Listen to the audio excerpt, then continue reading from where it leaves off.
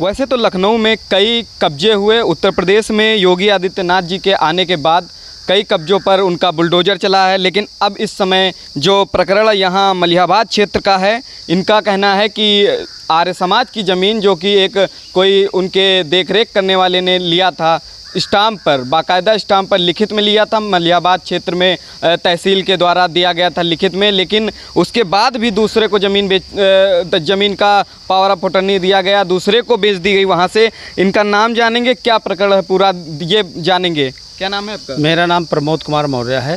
ये जो क्या मामला है आपका, जो आपने आर्य समाज का ले रखा है ज़मीन का जो बाग है, ये कितने बीघे है कि कितना इसमें? ये 55 बीघे की ज़मीन है आर्य समाज की और 50 बीघे लगभग बाग है इस पर। और हमने फसल को ले रखा है इसी साल संतोष कुमार से, और संतोष कुमार ने ले रखा है देवेंद्र शुक्ला से। मतलब देवेंद्र शुक्ला ये कौन है?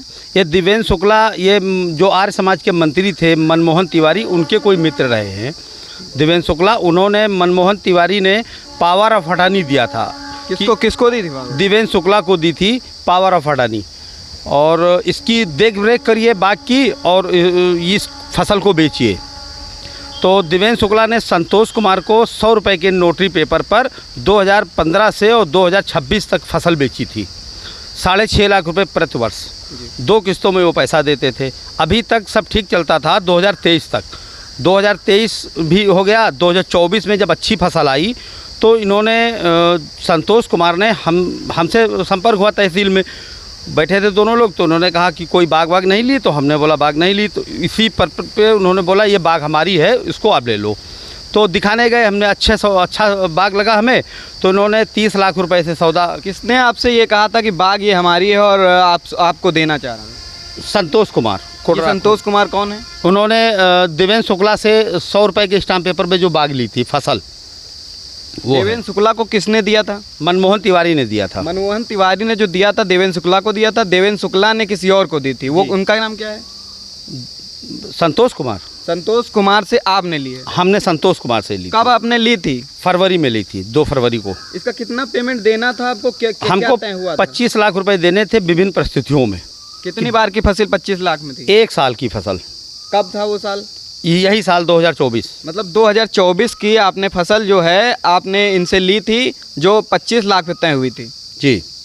क्या आपने आम तोड़ा या देख रेख करके हट गए? नहीं, आम हमने तैयार किया, तोड़ा नहीं है, लेकिन अब उसमें कुछ दबंग लोग बीच में आ गए हैं कि ये बाग हमने ली है और ज़बरदस्ती करके आम तोड़ रहे हैं, और पुलिस और तहसील दोनों उन्हीं की मदद कर रही है। वो हमसे कह रही है बाग से हट जाइए, जितनी भी पैसा आपकी लागत लगी है वो इनको दे दीजिए, ये लोग बाग अपना तोड़ेंगे। कौन कौन शामिल हैं इसमें? लगभग कितने लोग होंगे शामिल और कौन कौन हैं इसमें? हमारे हिसाब से 6 लोग शामिल हैं। कौन कौन होंगे? ये संतोष कुमार हैं ब्रह्मपुर, और सरोज प्रधान हैं, और महमद तालुकेदारी के प्रधान हैं। मतलब प्रधान लोग भी इसमें जो है शामिल हैं? तीनों प्रधान हैं। क्या आप यहाँ से उसके बाद जो है कहीं पर आपने अपना जो है स्टाम्प पे लिखा पढ़ी करवाई थी, वो दिखाया एसडीएम साहब को या एसीपी साहब को दिखाया? हाँ, हमने सारे कागज़ दिखाए हैं, सारी लिखा पढ़ी हमारे पास है, और कोई सुनने के लिए तैयार नहीं है। अगर हम थाने पे जाते हैं या एसपी साहब के पास जाते हैं तो धुतकार के भगा दिए जाते हैं। क्या कहते हैं एसीपी साहब? वो कहते हैं आपकी फसल नहीं, जितनी लागत लगी है आप ले लो, इस साल की फसल इनको दे दो। मतलब आपने इतने दिनों से मतलब कि एक स्टाम्प पर लिखा पढ़ी में आपने वो लिया था बाग को, और एक फसल पूरी ली थी, उसकी देखरेख करी, आम जब बड़ा हो गया तब आपके साथ ये घटना हुई? जी, हमने बहुत मेहनत की है इसमें, कर्ज लेके पैसा लगा रखा है इसमें। 25 लाख रुपए तो उनको दिए हैं, 16-17 लाख रुपए आढ़तिया लोगों से और मित्र लोगों से उधार लिए हैं, और कम से कम इसमें 10-12 लाख रुपए का खर्चा और लगा है हमारा। एक बार आपने एसडीएम साहब के पास, उसके बाद जो है नए एसडीएम साहब आए तो उनके पास गए आप? हम एसडीएम साहब के पास गए। एसडीएम साहब ने पूरी बात सुनी, सुनने के बाद में पुलिस को अवगत भी कराया, आदेश भी दिया, लेकिन 29 तारीख को बुला करके बता दिया एसडीएम साहब और एसीपी साहब ने कि आप बाग के नज़दीक नहीं जाएंगे। आप पहले जो आपने बताया कि बात हुई थी, जो क्या आदेश दिया था एसडीएम साहब ने? कि आप बाग के विपक्षी आदमी 25 तारीख को आम तोड़ रहे थे जी। हमने प्रार्थना पत्र दिया था, उसमें उन्होंने आदेश भी किया था कि आम को रुकवा दीजिए और आपका फैसला 29 तारीख को होगा। 29 तारीख को बुला के हमें बता दिया गया कि आप बाग में राइट नहीं है, आप बाग के नज़दीक नहीं जाओगे। ऐसा क्यों लगा एसडीएम साहब को कि राइट नहीं है आपका? आपके डॉक्यूमेंट देखे पहले या उनके डॉक्यूमेंट देखे? 29 तारीख का वेट कराया आपको, इसलिए क्या लगता है? हमारे डॉक्यूमेंट्स कोई देखे ही नहीं, उन्होंने हमारे कोई डॉक्यूमेंट नहीं देखा। हमको ये लगता है अपने हिसाब से कि उन्होंने कोई मोटी रकम ले ली है। एसडीएम साफ तौर पे ये कहें, इनका आरोप एसडीएम पे ये है कि इन्होंने मोटी रकम लेते हुए इनका जो स्टाम्प पर लिखा पढ़ी को नज़रअंदाज करते हुए सीधे तौर पे ये कहें कि इनका जो स्टाम्प पेपर है अपने हिसाब से फर्जी मानते हुए इनकी जो फसल थी वो हाथों हाथ कब्जा कर ली गई और कोई सुनवाई नहीं हुई। एसीपी साहब ने भी भगा दिया इनको। एसडीएम साहब ने अपने चैम्बर में दोनों पक्षों को बैठाल कर समझा बुझा कर इनको भी वापस कर दिया। इनको ये कहते हुए वापस किया कि आपकी वो जितना खर्चा लगा हो वो आप वापस ले लिए। जो आम तैयार हुआ था, जो तैयार इन्होंने किया, उसकी भरपाई कौन करेगा, ये अभी तक जो है सनसनीखेज है। इनसे बात फिर से करते हैं। क्या लगता है आपको वापस मिलेगा? आपको क्या कदम उठाएंगे आप अगला? हाँ, उच्च अधिकारियों के अगर न्याय करेंगे उच्च अधिकारी तो वापस मिल सकता है। कहाँ कहाँ आपने इतने दिनों में लेटर लगाया है? हमने सारे लखनऊ में जितने बड़े अधिकारी, चाहे डीएम साहब रहे हों और एडीजीपी रहे हों, हर जगह पे हमने लेटर दिए हैं। क्या रिस्पांस मिला इतने दिनों में? अभी तक कोई रिस्पांस नहीं मिला। मतलब वहाँ से जांच होती है या यहीं पे भेज दिया जाता है? जांच अगर होती भी है तो ईसीपी साहब को फ़ोन और एसडीएम को करते हैं, लेकिन वो वहाँ से उनको समझा देते हैं अपने हिसाब से। जांच रिपोर्ट कोई नहीं भेजते हैं। मतलब सीधे तौर पे ये कहें कि वहाँ से तो जांच के लिए भेजा जाता है, लेकिन रिपोर्ट तो इनको ही लगानी है। हाँ, रिपोर्ट इनको लगानी है, ये कहते भी हैं रिपोर्ट हम ही को लगानी है, कर कुछ नहीं पाओगे तुम। मतलब आपसे ये भी कहा गया कि जो है रिपोर्ट हमें भी लगानी है, हमें ही लगानी है, लेकिन करेंगे आप कुछ नहीं? कुछ नहीं, आप कुछ भी नहीं कर पाएंगे। पैसा आपका डूब रहा है, क्या लगता है? पैसा हमारा डूब रहा है। लगता यही है कि अब हमारे कदम धीरे धीरे परिवार समेत मौत की तरफ बढ़ रहे हैं। आत्महत्या करनी है हमें, या तो तहसील में, या तो थाने के सामने, या विधानसभा के सामने। अब हमारे पास कर्ज लोग अभी 1 महीने के बाद आम समाप्त होगा, कर्ज लोग रोज़ हमारे सामने पेश होंगे। हम क्या जवाब दे पाएंगे कि हमारा पैसा लगा हुआ आम में हम वसूल नहीं पाए हैं। देखते ही देखते इनकी फसल को रोज़ाना तोड़ा जा रहा है और देखते ही देखते इनकी फसल पे कब्जा कर लिया गया। एसडीएम साहब ने जो तुरंत जो है इनको समझा कर ये भेज दिया कि आप अपना जो लागत है वो ले लीजिए और पीछे हट जाइए। बाकायदा इनके पास लिखा पढ़ी के तौर पर कई कागजात मौजूद हैं, आर्य समाज के कागजात मौजूद हैं। जो उस समय मंत्री थे, उन मंत्री के बारे में पूछते हैं। मंत्री जी आर्य समाज के थे, क्या कहते हैं? उनके द्वारा कब आपसे ज़मीन मतलब दूसरे को दी गई थी? आपने उनसे कब ली? हमने फरवरी में ली थी, लेकिन हमने जब हमारे बाग पे कब्जा होना शुरू हो गया तो इसकी हमने जानकारी की। जो मनमोहन तिवारी थे और देवेंद्र शुक्ला को पावर दिया था, वो मनमोहन तिवारी आर्य समाज के मंत्री थे और वो 2021 में मनमोहन तिवारी अपने पद से बर्खास्त कर दिए गए हैं। जो आर्य समाज का है, संस्था है, उन्होंने हटा दिया है। नहीं, जब आपने ली थी, ये जो आपने स्टाम्प वगैरह करवाया है, उससे पहले ये मंत्री थे? हाँ, मंत्री थे, तब ये मंत्री थे, लेकिन अब इस वक्त मंत्री नहीं है जब दूसरे को आप दे रहे हैं।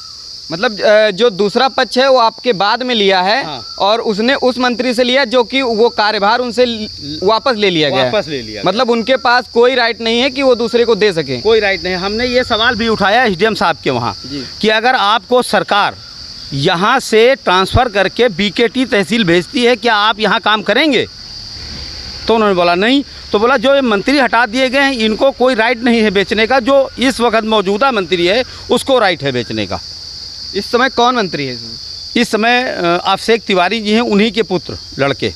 नहीं, तो जो इन लोगों ने दूसरे पक्ष ने लिया है, जो आप कह रहे हैं प्रधान लोग मौजूद है इसमें शामिल हैं, इन लोगों ने जब लिया है, अब कितने दिन हुए पहले जो आपको दिखाया होगा कोई कागजात? ये अप्रैल में हमको अवगत कराया गया, अप्रैल में उन्होंने लिया। जब आपने लिया था तब वो मंत्री थे? इनके पास 2 कागज़ हैं, एक 18 मार्च का खरीदा हुआ कागज़ है और एक 2 अप्रैल में। मतलब आपकी समय सीमा पूर्ण होने से पहले ही दोबारा वो बेच दी गई? दोबारा से वो बेच दी गई? दोबारा बेच दी गई वो। क्या लगता है आपको एसडीएम साहब को जो है आपके जो स्टाम्प है उन लिखा पढ़ी पर जो है विश्वास नहीं है?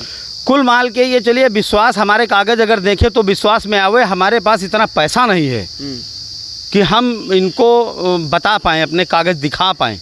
हमको तो लगता है इस सरकार में भी बहुत बड़ी ही घूसखोरी चल रही है नीचे स्तर पर। क्या कहना चाहते हैं कि मतलब एसडीएम साहब जो है पैसा लेते हैं जो कागज़ देखने के?